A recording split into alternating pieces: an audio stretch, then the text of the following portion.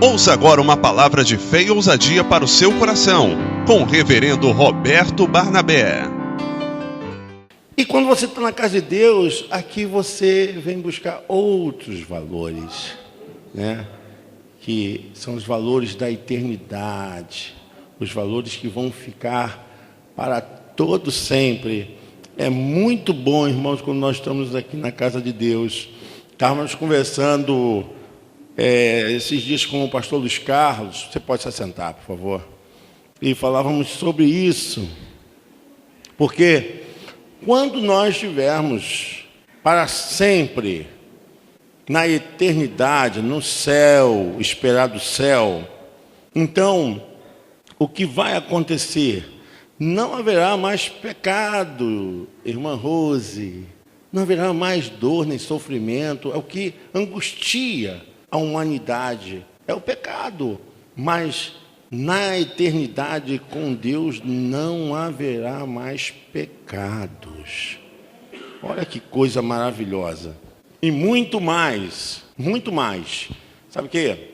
Que não poderá mais haver nenhuma rebelião do homem contra Deus. Por quê? Porque o trabalho que foi feito por Jesus, o segundo Adão, é maior do que o primeiro Adão. A natureza da sua vida não é terrena e a sua obra não passou por processo de pecado. O caso de Adão, que trouxe todo o sistema sacerdotal depois para poder perdoar os pecados, tinha um DNA ainda terreno, como tem nós, como eu e você estamos aqui. Mas quando estivermos na dimensão da eternidade, aí nós teremos o DNA do segundo Adão, que é maior do que o primeiro Adão. Então, não haverá mais possibilidade dessa manifestação no céu, né? No céu, que é um estado de gozo, um lugar aonde os salvos vão viver, aonde desfrutaremos para sempre da nossa verdadeira vida. Eu estava conversando com o pastor Luiz Carlos a respeito disso. Eu falei, pastor Luiz Carlos, os planos de Deus não podem dar errado. Vai ser restaurado aquilo que começou no Éden, só que agora numa instância superior, porquanto nós estaremos sob a direção do segundo Adão, não do primeiro Adão. Então, os valores são muito especiais. E é importante que você cuide da sua vida espiritual. Às vezes, a gente até quer falar algumas coisas aqui para a igreja, e a gente tem que ter muito cuidado. Por quê? Tem irmãos que são meninos na fé. São pessoas que não cresceram, porque não lê a Bíblia, porque não estudam, porque não tiram dúvidas, não participam de uma escola como essa que você está, que constantemente está se alimentando. Então, ficam meninos na fé. É difícil você tratar alguma coisa com um menino na fé. É importante que a igreja cresça na graça e no conhecimento do nosso Senhor e Salvador Jesus Cristo, né? Pedro, capítulo 3, verso 18. Então é importante, e isso tem que acontecer com a igreja, porque nós estamos vivendo um tempo, irmãos, que tem tentado tirar essa nossa visão e o conceito das Escrituras. Porque o que está solapando a humanidade é justamente novas sensações e emoções que tentam desespiritualizar o que é espiritual. O homem é espiritual. Antes de qualquer coisa, o homem é espiritual. Eu vou dizer, aí os meninos na fé não vão entender. Isso é só para quem lê a Bíblia. Antes de nós sermos quem somos, nós já somos em Deus espírito. Porque a nossa aparência, a nossa forma física, não é o que nós somos. Nós somos muito mais. E no plano de Deus, todos que nascem debaixo de uma energia, espiritualidade. Espiritualidade. Então, todo ser humano é espiritual. Todo ser humano é espiritual que precisa de uma casa, que precisa de uma habitação. Aí, por isso, que precisa de um corpo. Mas as pessoas dão mais preocupações às coisas materiais, aos valores dessa vida, do que a sua própria essência, que é espírito. Então, isso é complicado demais, por isso que o homem sempre vai ter problemas, porque se desajustar no espírito, vai desajustar na psique, na alma, vai desajustar no corpo, vai desajustar também na vida, vai desajustar na família, vai desajustar na sociedade, vai desajustar... É uma cadeia sequencial. E a gente percebe nitidamente, quanto mais a pessoa se voltar para Deus e construir os valores nas Escrituras, ela tem mais vida saudável, tem mais a sua psique saudável, tem mais o seu corpo saudável, as suas relações são mais saudáveis. É isso que acontece. Aí quando desajusta com Deus, irmãos, porque é a origem de todas as coisas.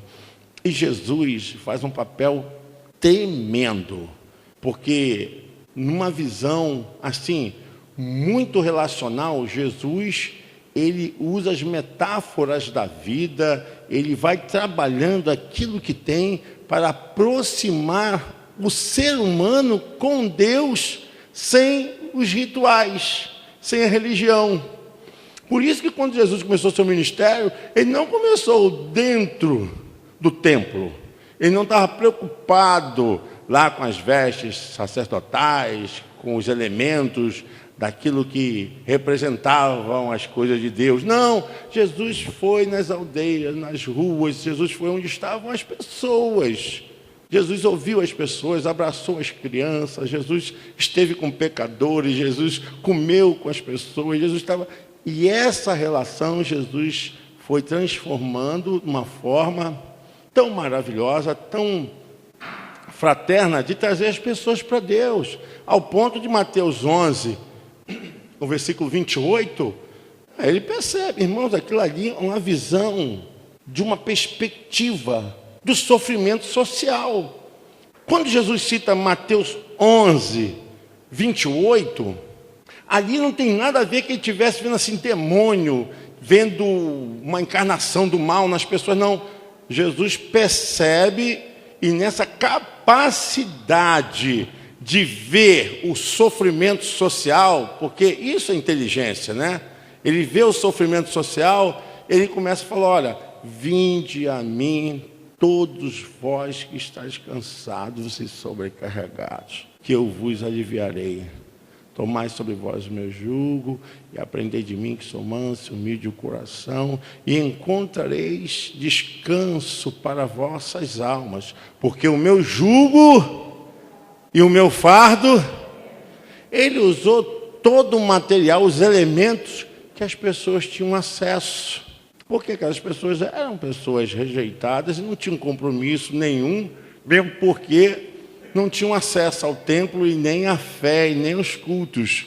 Mas Jesus mostrou que eles eram pessoas que tinham valor para Deus. Vocês estão cansados, estão oprimidos, vocês estão sentindo assim, fadigados, nesse processo da vida. Olha, venha até Deus, jogue sobre Ele, lance sobre Ele. E essa é a perspectiva que nós vamos trabalhar dentro dessa visão da jornada de Jesus para Jerusalém e na Palestina. A gente vai ver como Jesus diferenciou o seu trabalho do trabalho que era exercido no templo. Jesus, ele veio mostrar a graça, o amor de Deus, mas de uma forma que tivesse acessível, tivesse mais próxima das pessoas. E essa é a função da igreja. Nós precisamos facilitar para que as pessoas venham se aproximar de Deus. E nessa aproximação elas tenham intimidade, compromisso. é muito importante que o crente ele tenha uma vida de devoção diária. Até essa semana alguém me perguntou: como é isso que você fala, devocional? Eu não entendo. Eu falei: não, vou te ensinar. O devocional é um momento que você tira para meditar na palavra, entender o que você está lendo, para você orar e para você, se puder, cantar uma canção para começar o seu dia. Porque você estará alimentando o quê? O teu espírito. E qual o tempo? É o tempo que você puder. Qual o teu tempo? 5, 10 minutos? Esse vai ser o tempo do seu devocional. E sua vida vai começar depois do devocional, as atividades, os trabalhos. Pastor, eu acordo 7 horas, então acorda às 6h50. Eu acordo 5 horas da manhã, então você vai acordar 4h50. 10 minutos para o seu devocional. E você vai começar a ver como a sua vida vai começar a se relacionar primeiramente com as coisas espirituais e vai transformar o seu dia a dia. E essa era a visão que Jesus passava para o povo a respeito desse relacionamento com Deus. Deve ser um relacionamento sempre claro, transparente, muita sinceridade, para que produza realmente uma reciprocidade, né? Relacionamento que seja sincero, né? Sincero é da palavra que vem de cera, porque a cera tapava os erros do artesão. Quando fala sinceridade, que vem de cera, porque a cera tapava aquilo que era o erro. Então, eles passavam a cera e, de uma certa forma, enganava a visão das pessoas. Então, a nossa relação com Deus tem que ser sincera. Não tem nada em nós que Deus não saiba. Amém, irmãos? Vocês estão ligados aí no processo? Você pode aplaudir o Senhor? É isso aí. É sincera. A gente vive assim com Deus. O que e dizer ao Senhor: Senhor, eu preciso. É essa relação que as pessoas precisam ter com Deus. E vou dizer para os irmãos: o tempo é esse, a hora é essa, o momento já chegou. O que falta para nós é justamente entender o processo que Jesus usou para os discípulos. Gente, como nós pregaremos se nós não entendermos a palavra? Como nós podemos ajudar as pessoas se eu não sei o que eu estou pregando? E uma das coisas que nós temos feito aqui na igreja nesses últimos dias é treinar, capacitar, desenvolver, e vamos começar agora o processo da nossa colheita, que é a nossa prática. Eu creio que esse é o tempo da colheita. A hora é essa, o momento é esse. Vou dizer para vocês, a hora já chegou, amém? Não podemos deixar as nossas famílias, nossos amigos, não podemos deixar aquelas pessoas que amamos ir para o inferno. Talvez a pessoa que você estudou com ela, né, lá no primário, lá no ensino médio, fundamental, você está vendo indo para o inferno. Talvez seja até teu irmão de sangue, tua irmã, teu primo, e você está vendo ir para o inferno e você não tem feito nada. Você não tem tomado nenhuma atitude. Eu digo, a hora é essa, o momento é esse, a hora já chegou. Eu quero ler com vocês um texto em Mateus, capítulo 9, a partir do versículo 35. Muitos poderão ser salvos se nós praticarmos o Evangelho. Muitos poderão ser salvos. E principalmente esse trabalho que temos a consciência. Qual a nossa consciência? A importância da salvação. A importância de você permanecer firme, independente daquilo que precisamos para mantermos as nossas vidas nesse mundo. A nossa vida espiritual, ela está guardada em Deus, está debaixo da sua proteção e da sua palavra. Mateus capítulo 9, o verso 35, todos acharam? Amém? Olha o que diz. E percorria Jesus todas as cidades e aldeias, ensinando nas sinagogas deles e pregando o evangelho do reino e curando todas as enfermidades e moléstias entre o povo. Verso 36, o que diz a igreja?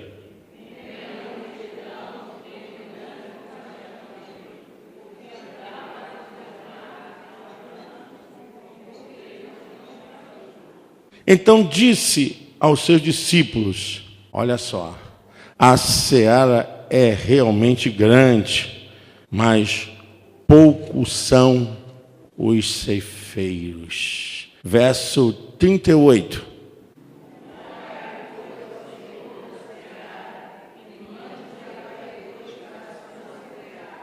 Vocês perceberam aqui uma coisa?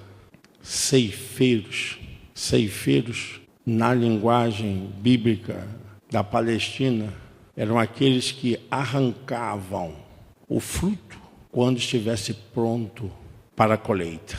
Tem um momento certo. E, nesse caso, os ceifeiros usavam a foice, né? Ela é como se fosse uma interrogaçãozinha, só que era uma lâmina fiadíssima e tinha aonde colocar a mão, a parte do suporte da mão, ali o cabo.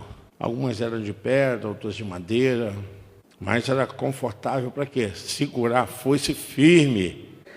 E a foice na mão dos colhedores, dos ceifeiros, ela tinha uma função muito importante. Jesus usa a metáfora de cortar, de separar, de distinguir, de não mais deixar ali no processo que possa se perder. E hoje eu estava meditando a respeito desse texto. Jesus vê a multidão, ele vê essa multidão como ovelhas desgarradas, errantes, e ele olha para os seus discípulos como eu estou olhando para vocês, né? Ele olha assim, como estou olhando para vocês, e diz para os discípulos, a seara é grande. Quer dizer, o campo é grande, né? A terra é grande, mas poucos são os trabalhadores para separar as almas para a eternidade. São poucos comprometidos com Deus, são poucos que querem realmente fazer esse evangelho ser pregado, anunciado da maneira que tem que ser, sem negociação com o mundo, mas o evangelho pregando a respeito dos valores dos céus e falando a respeito justamente da vida eterna. E ele fala, rogai, pois, ao Senhor da seara, que mande os ceifeiros para a sua seara. E nós estamos nesse tempo. A colheita está madura, o tempo é agora. Nós temos diante de Deus um processo pela Bíblia, pelas Escrituras, que Jesus ele estava ensinando nas aldeias, nas sinagogas, e pregando o evangelho do reino e curando todas as enfermidades. E vendo a multidão, ele viu essa carência. Mas é o que justamente falta na igreja.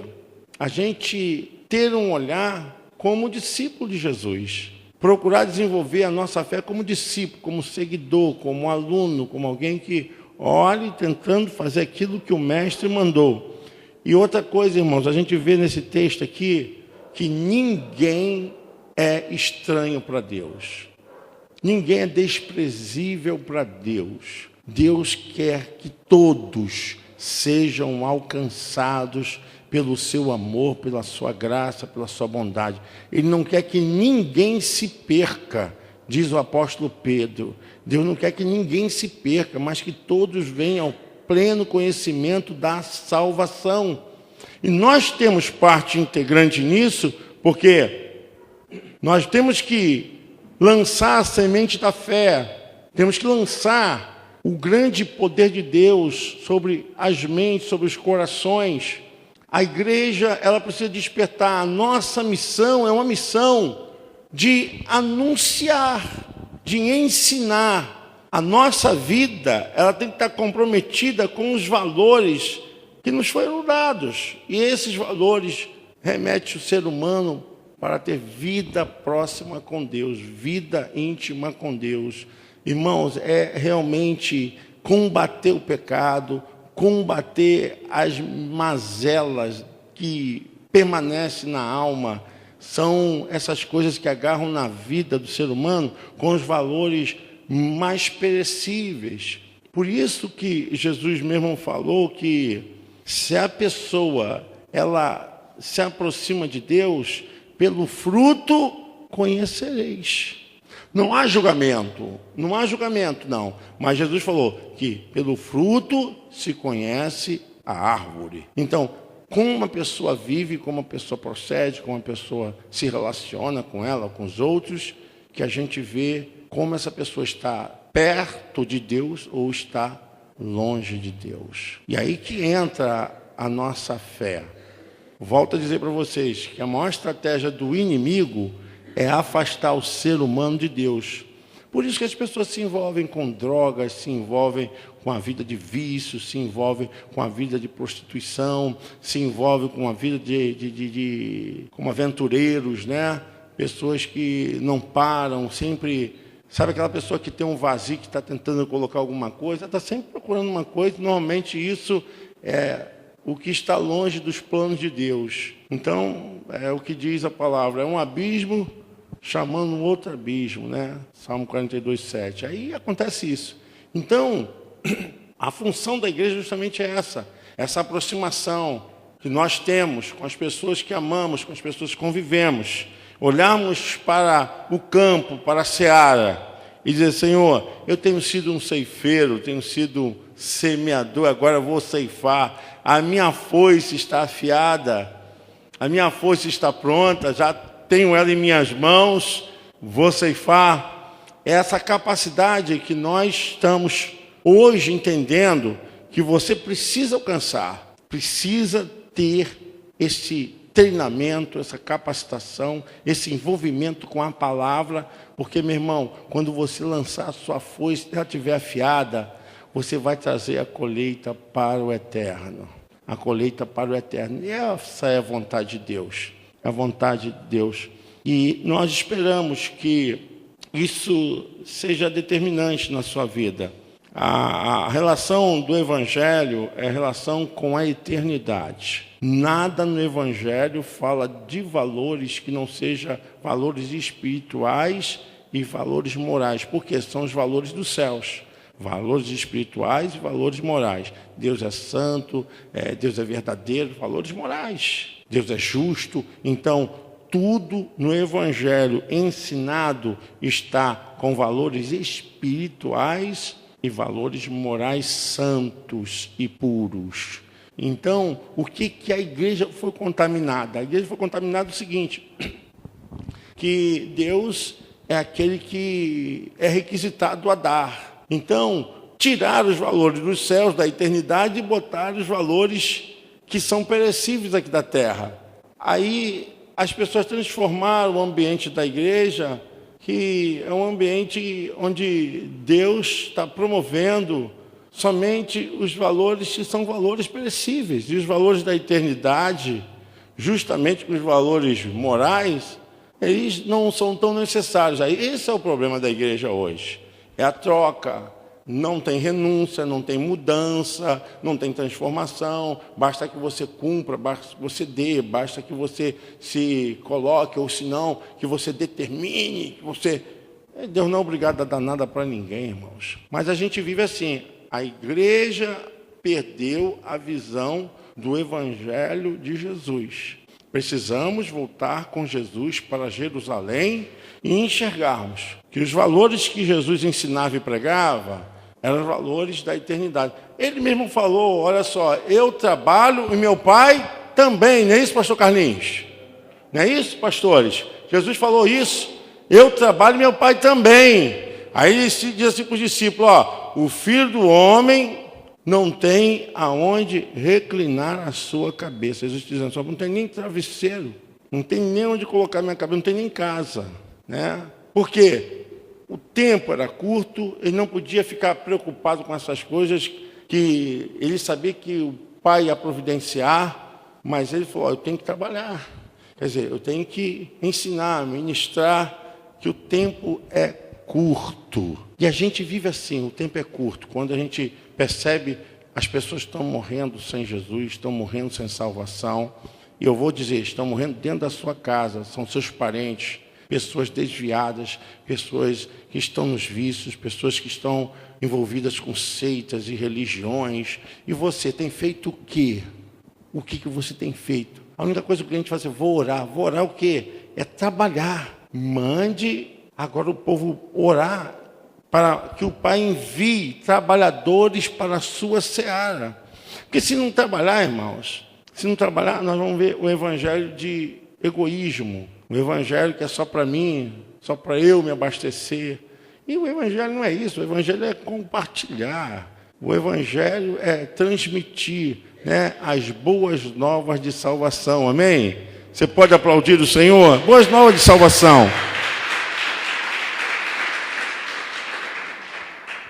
Eu vejo aqui cada um com potencial, cada um com capacidade para ultrapassar esse espírito, desculpa a expressão, de mesquinharia espiritual.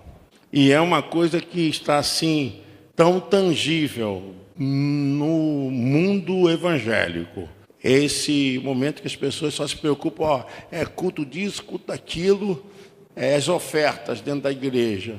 E a missão da igreja é salvar, é pregar, é anunciar, é batizar. Ide, fazei discípulos de todas as nações, ensinando, batizando e fazendo guardar todas as coisas que eu vos tenho mandado. Essa é a missão da igreja, fazer discípulos, transformar. E a gente está lidando com uma coisa muito dura, que é a frieza da igreja com as almas perdidas, com a preocupação com o verdadeiro evangelho. Então, infelizmente, vocês têm ouvido muito a respeito de crentes se suicidando, pastores se suicidando. Gente, toda hora chega mensagem para mim, parece que o pessoal, assim, né, está começando a descobrir isso, está começando, assim, ser revelado na mídia social, porque antigamente a mídia era só seletiva e agora todo mundo tem a mídia na mão, né? Qualquer um pode pegar e postar e falar com... Pronto, acabou. E as pessoas estão vendo a verdadeira situação, o caos. E isso dentro das igrejas. Não falando de pessoas que estão se suicidando fora da igreja, não, dentro da igreja. Aí... cada semana 2, 3 pastores se suicidam, que a gente tem notícia. E por que estão suicidando? Por que estão... Gente, eu vejo um momento que a igreja ela tem que se rever. A gente tem que chegar, bom, onde é que nós estamos errando? Aonde nós estamos falhando? E ter a humildade e a franqueza de encarar e dizer, eu estou errando, eu estou falhando. Quem esteve aqui no curso de inteligência emocional? Levante a mão, quem esteve? Olha, um grupo legal, né? A primeira coisa para você saber se a pessoa tem inteligência emocional, se ela aceita suas emoções negativas e positivas. Pô, o cara nunca erra, o cara nunca falha, ele nunca diz que ele é o problema. Então pode ter certeza que esse aí não tem inteligência. E o outro é respeitar as emoções sociais, né, das pessoas. Então, nunca aceita. Então, pode ter certeza que esse é um problemático neurótico complicado. Quando você começa a aceitar, a se ver, você começa a entender que aquilo que é bom permanece, o que é ruim, você vai entender que vai ter que sair. E eu vejo essa situação assim, que a gente precisa reconhecer que algumas coisas precisam mudar. E ainda que seja um custo muito alto, difícil, né? Que às vezes a pessoa apanha. Às vezes tem que perder tudo. Vão-se os anéis, ficam-se os dedos. E se recupera. Infelizmente, seria melhor ter aprendido com os erros dos outros. Mas, infelizmente, as pessoas procuram o que é mais dolorido. Aprender com seus próprios erros, seus sofrimentos. E, de qualquer forma, se despertar, amém. Mas é mais dolorido. E eu vejo nesse momento que é a hora é essa, o momento é esse. E a nossa preocupação não tem que ser outra. E isso, irmãos, traz uma unção para a igreja, Uma unção que eu digo, uma presença gostosa, porque o Evangelho também tem parte humana. Porque se nós entendermos que o Evangelho é termos empatia ao próximo, a gente vai ver que a gente vai ter que estar voltado ao sofrimento alheio. Então, esse Evangelho que só se volta para si, é um Evangelho que tem que ser despossessivado. Ele está possessivo, pô. Está errado. É bom para você o Evangelho? A tua salvação é uma bênção, Rose? É maravilhoso ter Jesus, o Espírito Santo? E por que não transmite aos outros essa mesma alegria, satisfação? Essa é a visão de Jesus. De nós podermos fazer com que os outros sintam aquilo que nós estamos sentindo na casa de Deus. Então, todos são úteis na obra de Deus. Todos devem trabalhar. É o texto que diz assim, olha, vamos rogar. Então, disse aos seus discípulos, a seara é realmente grande. Né? Tem muita coisa para fazer no Ministério de Louvor. Tem muita coisa para fazer no Ministério de Missões. Tem muita coisa para fazer no ministério do hall de bebê, tem muita coisa para fazer na área do ensino. E, pastor, é muito trabalho. Então, faça discípulo. Vamos rogar, vamos orar a Deus e vamos trabalhar para que a casa do Senhor seja atendida. Então, disse aos seus discípulos, a seara é realmente grande, mas poucos são os ceifeiros, os trabalhadores. Rogai, pois, ao Senhor da seara, que mande ceifeiros para a sua seara. E é isso que nós temos que fazer. Eu fico pensando que hoje as pessoas não conhecem a palavra porque não tem quem ensine-as. Não tem ninguém para ensinar. Não tem ninguém para instruir. Vocês lembram daquele tesoureiro lá da África, o etíope, que vinha na carruagem e estava lendo o livro de Isaías e encontrou-se com Filipe, o evangelista, Filipe discípulo, né? E Filipe perguntou, você entende o que você lê? E ele disse, não há quem me ensine. E Filipe chegou e explicou para ele, estava lendo aquela passagem lá de Isaías 53, né? Ele não entendeu nada. Filipe parou, ensinou a ele. Aí quando parou a carruagem, ele disse, o que me impede de eu ser batizado? Eis ali a água. E Filipe falou, nada, se você crê no Senhor. Quer dizer, ele estava lendo o livro de Isaías, já podia estar lendo há muito tempo, mas não sabia. E assim estão as vidas. As pessoas sabem, conhecem, mas na verdade não têm um discernimento, porque não tem quem as ensine. Não tem quem possa instruí-los. E nós precisamos fazer esse evangelho, um evangelho que seja compartilhado nessa visão. Um evangelho que tem um poder transformador. Um evangelho que possa realmente ajudar. Quantas pessoas você conhece na sua relação social? Quantas pessoas? Eu vou botar por baixo. Cada pessoa deve conhecer no mínimo, pelo menos 5 pessoas. Por baixo. 5 pessoas, por baixo. Para as quais delas você já falou do Evangelho de Jesus? Estou falando 5 pessoas. Para quais delas você já falou assim, vou na sua casa aí compartilhar uma experiência? Ou você convidou, fez um café na sua casa, fez um almoço? Falou, não, poxa, hoje eu queria compartilhar com você algo assim. Mas eu tenho certeza que você já esteve com essas pessoas comendo churrasco, em shopping center. A gente vê o quanto nós estamos fora do eixo da realidade desse evangelho que manda ir para a seara. A seara está grande, a seara é a casa do seu amigo, a seara é a casa do seu irmão, é o seu vizinho, a seara são aqueles colegas lá de trabalho, de faculdade. A seara é grande, vai ser grande. Mas quem que vai trabalhar? Quem que vai trabalhar na seara? Então, é tempo de despertar a igreja.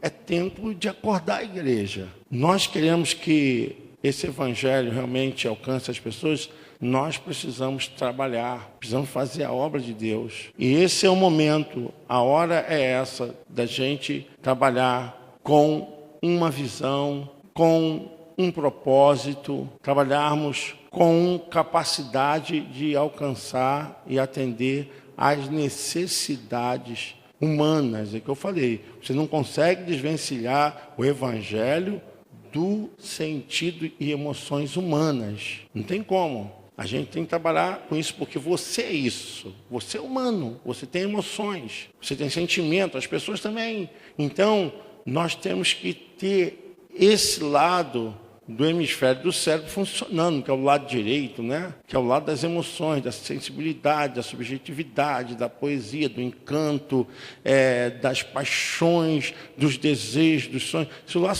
só esquerdo, que é o matemático, é o lógico, é o exato, e que só trabalha com as coisas relacionadas aos fatos, e com concretude, e você vai ficar uma pessoa seca, vai ficar uma pessoa muito cartesiana. Então, você tem que fazer o quê? Mistura, tem que misturar, tem que ter um equilíbrio. Eu gosto muito dessa palavra, porque o evangelho é equilíbrio, o evangelho é sensatez, o evangelho tem um sentido. Paulo mesmo falou para os romanos, né, quando esteve, olha só, quando vocês orarem, vocês vão orar com o espírito, mas também vão orar com a mente, com a razão, né, saber o que estão fazendo, porque ali tinha adoração para muitos deuses, existia muita lógica naquilo que Paulo estava falando. Vocês têm que saber que vocês estão dirigindo as orações de vocês a uma pessoa. Deus é uma pessoa. Então, Paulo falou,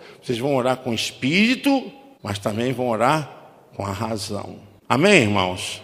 Você pode aplaudir o Senhor? Graças a Deus. Esse primeiro domingo nós estamos trabalhando essa visão antes de entrarmos diretamente na jornada de Jesus em Jerusalém. Mas é importante que a gente veja algumas coisas que estamos fazendo. Algumas coisas já estão acontecendo, outras já estão próximas de acontecerem, e existe outras com uma visão, um plano médio, né, que acontecerão. Mas é importante que você reveja, peça a Deus de você caminhar. Poxa, eu vou caminhar, vou assumir esse processo. A nossa visão é um processo totalmente espiritual, mas eu não posso tirar o espiritual do emocional. Então, isso que vai acontecer no teu espiritual, também vai acontecer no teu emocional. Vai te dar mais vida saudável, mais compreensão, vai te dar, talvez, a necessidade de mais lógica, né? Mais razão também, porque não é só espiritual, você tem que ter um pouquinho de razão. E é isso, é equilíbrio, é não deixar as coisas fugirem da direção da palavra de Deus, de acordo com a palavra de Deus. Bom, o que determina aqui? Então, vou andar. Então, a gente traçou algumas coisinhas assim para a gente trabalhar, relembrando, né? Rememorando. Bom, a gente está desenvolvendo esse curso de discipulado, que vai entrar um módulo 2, mas qualquer pessoa que quiser começar, pode começar, porque a gente não deu esse módulo. Tem uma turma aqui que já fez o módulo 1 e vai fazer o módulo 2. Quem quiser entrar para começar, pode entrar no módulo 2, que não tem problema, não atrapalha e não vai ficar confuso, porque cada módulo tem a sua distinção. Esse módulo vai trabalhar agora com outros valores da Bíblia. E sempre acontece aí, ó, quarta-feira, às 19h30. O início vai ser quarta-feira agora, dia 9 de janeiro. Gente, é muito legal. Quem faz aqui o discipulado? Levante a mão, quem faz? Tá vendo? Muita gente. Fico feliz. Eu fico feliz, tem uma juventude muito legal. Tem uma garotada aí muito boa aí, pessoal, muito forte. E tem sido bom, porque a gente tem tirado, assim, muitas dúvidas e tem ajudado essas pessoas a crescer. Bom, nós pensamos o quê? Como a pessoa ela tem crescido muito, e eu percebi que há uma necessidade da gente ter alguns assuntos mais elevados. Então, nós criamos o curso básico de introdução à teologia. No discipulado aqui mesmo, muitas perguntas são teológicas que os irmãos fizeram, muitos questionamentos teológicos. Eu, inclusive, citei para alguns irmãos, olha, você precisa fazer teologia, Não é para ser pastor, não é, a questão não é essa, a questão é para você ter um entendimento maior. Eu acho isso ótimo. Então, vai acontecer em março, tá? O valor é para custeio do material mesmo, e daí, né, isso é muito simbólico mesmo. E a matrícula, bom. O curso de inteligência emocional que eu acho muito importante. É uma pena que nem todos aqui estão participando, mas deveriam estar. Para você colocar em prática, se conhecer, para você entender as pessoas. O curso de inteligência emocional, ele acontece todas as quintas-feiras dentro do culto da Quinta da Vitória. O que nós fizemos, irmãos? Vimos a necessidade de alcançar aquilo que o povo está precisando. Então, a gente conciliou.